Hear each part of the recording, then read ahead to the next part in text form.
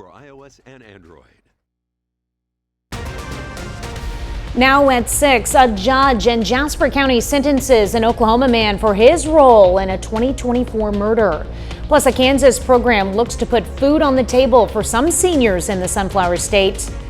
And some area schools may find themselves scrambling for funding after a federal grant is withheld. The 4 states' most watched news starts now. An Oklahoma man learns his fate in connection with a March 2024 homicide in Jasper County. This is KOAM News at 6. I'm Tanya Bach. Back in May, Scott Burleson pled guilty to murder in the second degree for his involvement in the murder of a Carl Junction man. Today, a judge sentenced Burleson to life in prison for his role. As part of the deal in May, authorities dropped additional charges against Burleson, including robbery and armed criminal action. The case stems from an incident last March when Jasper County authorities responded to the report of an assault in the area of 7th Street and State Line Avenue. Responders took the victim, Seth Langford of Carl Junction, to a local hospital with severe injuries from an apparent stabbing. Langford later died from his injuries. An investigation found Burleson and Paul Phillips as the primary suspects. Now, Phillips also pleaded guilty to his role in the 2024 murder. As part of the deal, charges were amended to just a charge of unlawful possession of a firearm. He was originally charged with multiple felonies, including first-degree robbery and armed criminal action. Now, Lindsay Gaffney joins us now with a first look at weather. Well, we do have some ongoing showers and thunderstorms in the region, as you can see, mainly along and south of I-44. Now it looks like out near Webb City getting a little shower there. Miami getting hit with some heavier rainfall, and then south of Hart, south of Seneca, also getting some storms. Now these are going to continue over the next hour or so, but quickly clear out of the region. Overnight tonight, we've got partly cloudy skies, but we also have some fog developing. As you can see, all of this right here, that is just fog, not actual clouds, and that's going to start pretty early and continue through about 8 a.m. Now dropping visibility down to less than half a mile in some areas. Stockton, Nevada, you can see even in Parsons, Oswego. Lamar, about a mile visibility. Carthage, Carl Junction, about 3 mile visibility. This is about 5 a.m. Now, a little bit later into the morning, around 8 a.m., if you're making your commute, mainly our northern counties are getting with that dense fog. Nevada, Fort Scott, Girard, down to less than half a mile visibility, but temperatures really warm up the next couple of days. I'll have those details coming up.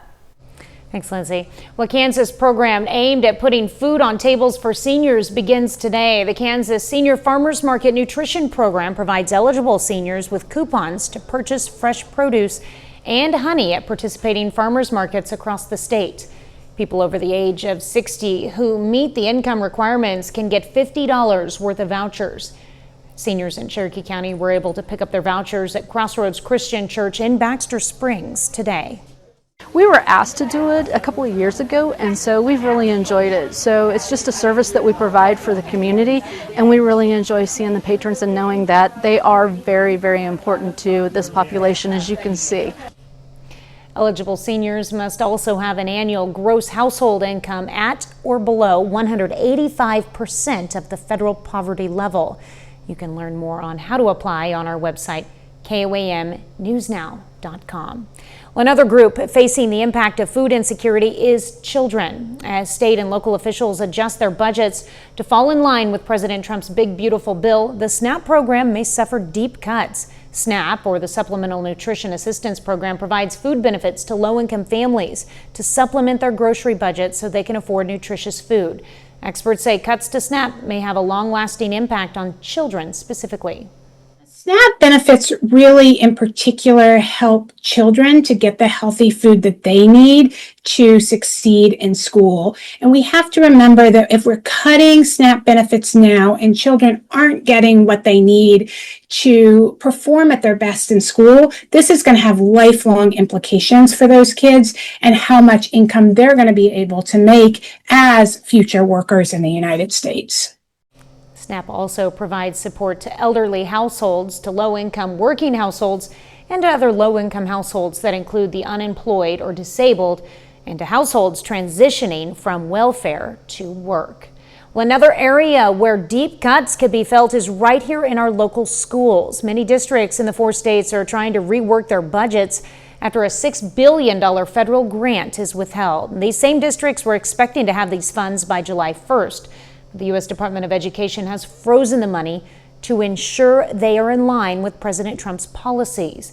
As KOAM's Lonnie Walton reports, the Pittsburgh School District is warning the loss of these funds could disproportionately hurt low-income families, as well as another vital service that supports students. It was a sad day. Ann Lee is the assistant superintendent of Pittsburgh High School. She remembers the day she received a letter stating her school district would no longer receive a vital funding she was promised days earlier. She says the money is vital for students and teachers. It would be very a monumental task and could at times be overwhelming because of the significant number of needs that the kids have. A significant number of needs is what this district and several others are going to have if these frozen funds aren't released. Ray Streeter from Northeast School District says he already has plans just in case things don't change. We'll have to take money from other places in our budget to replace those funds. It's not optimal. We obviously don't want to do that. Now, Streeter says he can handle the load this time around. However, in Pittsburgh, Lee says these funds will hurt everything from teaching English, retaining teachers, after-school support, and more. Talking about a significant number of kids that are going to be impacted, along with the teachers who will be in the classroom who need the additional support to help reach them. Both Street and Lee say they do not understand why this is happening or when it will end. We're working through and coming up with a plan if they are no longer frozen but not available for us to use. Reporting in Pittsburgh, I'm Lonnie Walton, KOAM News. Pittsburgh schools say if this issue does not get resolved, they are set to lose nearly $550,000. Area kiddos hit the hardwoods at MSSU today for a basketball camp. Ben McLeish has the details coming up in sports. But up first, some other area kids learned all about law enforcement today in a different kind of camp. At my to-do list. Same day eye exam, same day glasses. 2 pairs plus eye exam for only $79. Guns, SWAT, and jail. These are some of the topics talked about at the Jasper County Sheriff Junior Deputy Camp. Reporter Ty Parks brings us the story. I wanted to see what different jobs had to offer, what other jobs had to offer. Junior Deputy Jacob Hoffman wants to know what it's like to be a police officer. So, at the Junior Deputy Camp hosted by Jasper County Sheriff's Department, he is learning about firearms safety and special weapons and tactics. Oh, that was pretty cool. Like seeing all the gadgets and all the stuff they have, break into houses and save people. The 4-day camp is designed to give kids an overview while keeping it fun and engaging. No matter how old you are, nobody likes to sit in a class and be bored by PowerPoint. So we try to keep it hands-on. Actually learning and moving and doing stuff, seeing the stuff that they wouldn't normally see, being able to interact with the officers one-on-one, getting to see the dog actually work up close instead of just, as they're driving by and seeing a dog working and wondering what they're doing. They're getting to actually see how that dog works and why that dog works the way it does. But ultimately, they want the kids to know there are humans behind the badge. Law enforcement's not a bad thing. I just hope they realize that we are real people too. We just got a job to do like any other job. We have good days and bad days just like everybody else, and they just see that we're people. With 1 day complete, Jacob Hoffman has hope for the next 3 days. To learn a better understanding about the police force and how they do their job. They do it really well, so I'm just hoping to learn more about their job. Ty Parks, KOAM News. Now, the main focus of the camp is to provide a fun way to show campers that police are people too. A little later, the Cards and Royals look to the future during the MLB draft. Ben has the details coming up in sports. And we also have a couple more rain chances this afternoon, but warming up for the rest of the week. Casino's Hot Seat Cash giveaways are paying cash every single day. Join us. An entertainment complex, home of Connect-A-Culture and Spivus Center for the Arts.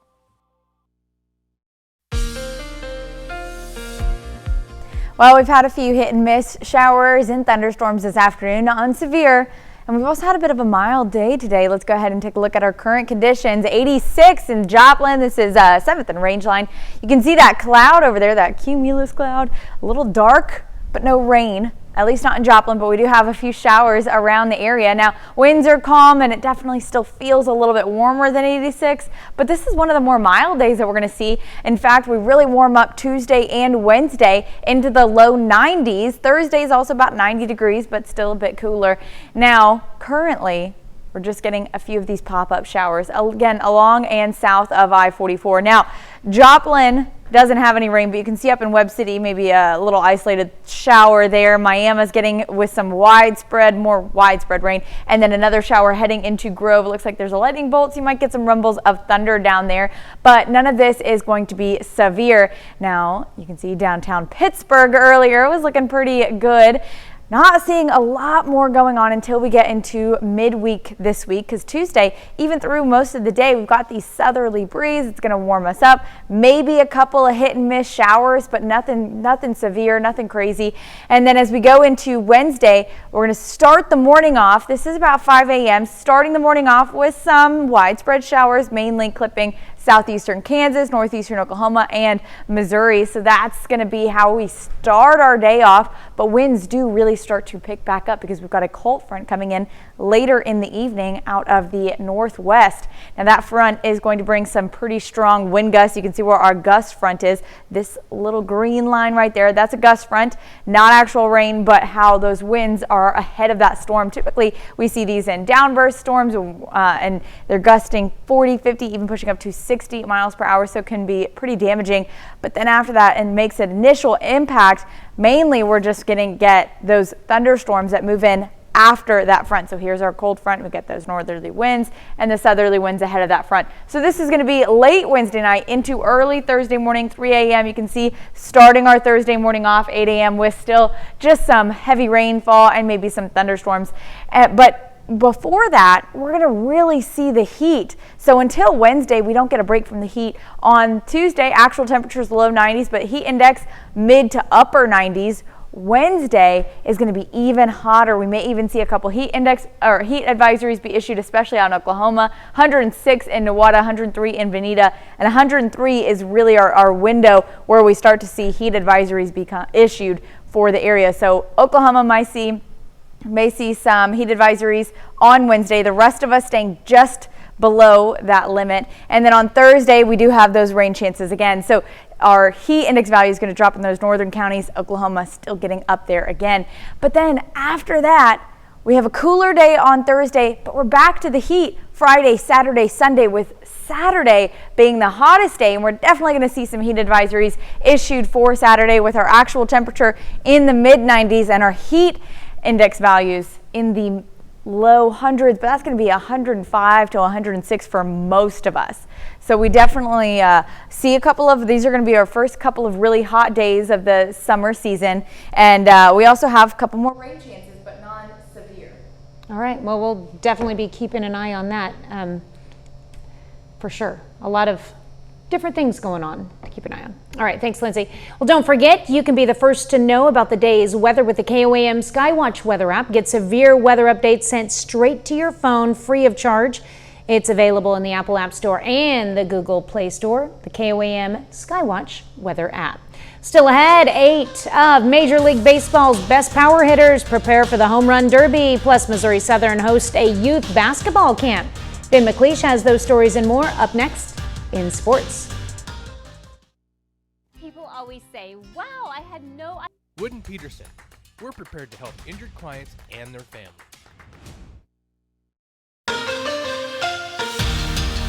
Missouri Southern is hosting a youth basketball camp at Robert Ellis Young Gymnasium this week. The two-day camp is designed for kids between the ages of kindergarten to 8th grade. The focus is to improve campers' basketball fundamentals and develop a love for the game. For the coaches and players, it's all about giving back and being a role model for the younger generation. Well, that's the most important thing, especially with kids this age. They need to fall in love with the game of basketball. The main goal of our camp is to get them to come back next year because they had a blast. And we always talk about being a great teammate. We always talk about always improving. and learning from your mistakes and then giving your absolute best effort. When you can do those 5 things, you're going to have a great day, and we had a great day today. I remember being a kid, being in their shoes and looking up to guys like us, that play college basketball and do things that I aspire to do one day. So I know how important it is to these kids, so it means a lot to us too. I know how important a coach can be, or even just a mentor in basketball, just telling you how to have fun with it, not to take it too serious, because at the end of the day, it is a kid's game.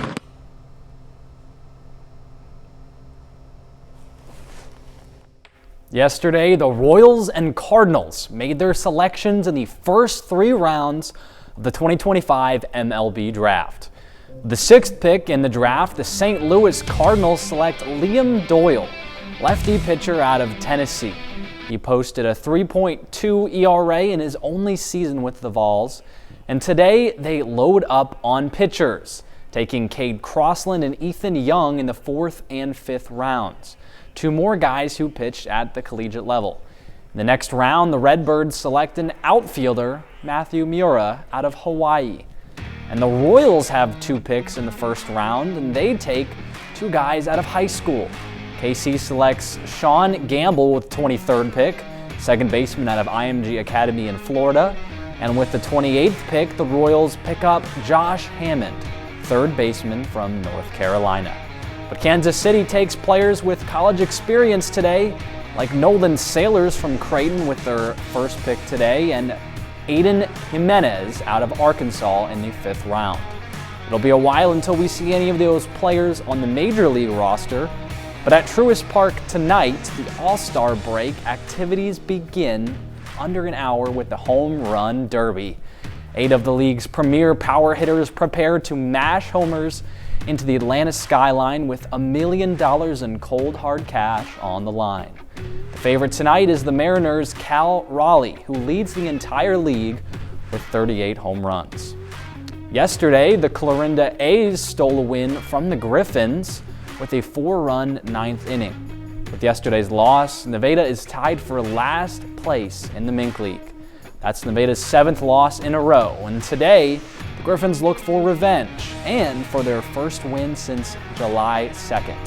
First pitch for tonight's game is at 7, and that's a look at sports. We're back with more after this. There's a reason Indigo Sky Casino is the premier gaming and party place. During July, come play for your share of Across the Pacific Theater aboard the USS Yorktown, we are proud to salute Garland Stanley, a 4-state hero.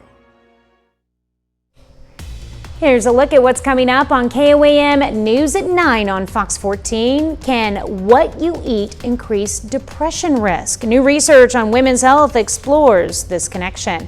Plus, persistent rain delays the Midwest planting season, threatening crop yields and farmer profits. And we preview Geek Week at Sotheby's auction featuring dinosaurs, tech, and fossils. Those stories and a lot more tonight on KOAM News at 9 on Fox 14. Our community's stories are often uncovered thanks to you, our viewers, and we invite you to share your news tips with us. Scan the QR code and you'll be taken to a form where you can submit a tip quickly and easily. Your voice helps keep our community informed and connected. Thank you for being a part of this story. All right, and that goes for sports tips as well. I'm sure you would love to get those. Yeah, PSU also had a basketball camp today along with Missouri Southern, and we'll be at that one tomorrow to get you coverage on that. All right, final check of the forecast. Yeah, well, we've got a couple more days of rain chances, hit and miss showers, thunderstorms, but definitely the heat is going to be the main theme of the week. We're getting into the mid-90s by Wednesday and then again over the weekend. All right, sounds good. Well, thank you for watching. We will see you back here at 10. Have a great evening and an even better tomorrow.